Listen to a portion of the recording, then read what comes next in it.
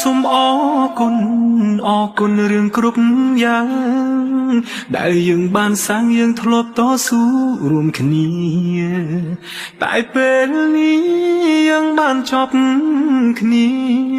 អស់ពេលវេលាមើលថែគ្នាហើយ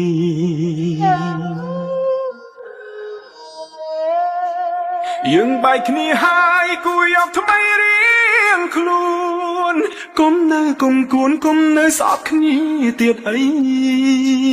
បំភ្លេចរឿងចឹងគុំរំលឹកណាថ្លៃ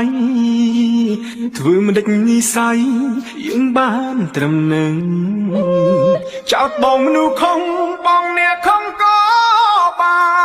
នរឿងទាំងប៉ុន្មានគឺអូនអ្នកត្រូវទាំងអង្គបងសុំចិត្តអូនសុំមានស្ងួនឈប់ហុក Facebook ទៀតចង់ហើយឈប់ត្រាមកទេ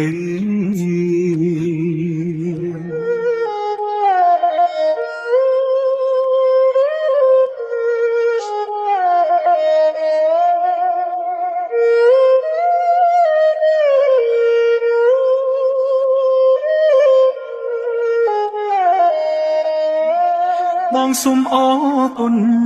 រគុណរឿងគ្រប់យ៉ាងដែលយើងបានសាងយើងធ្លាប់តស៊ូរួមគ្នាតែពេលនេះយើងបានចប់គ្នាអស់ពេលវេលាមើលថែគ្នាហើយ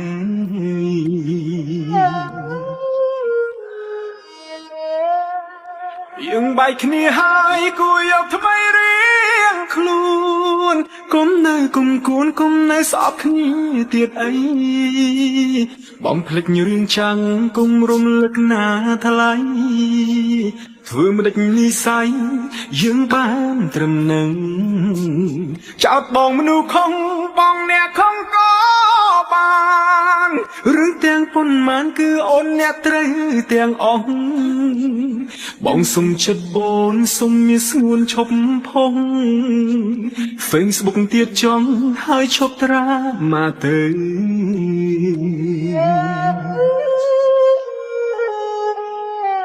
អូនគិតថាបងមនុស្សមិនល្អហើយទៅចង់អូនអើយទៅរកអ្នកសមនឹងថ្លៃបងមនុស្សអាក្រក់ដូចអូននេះហើយក៏គ្មានអ្វី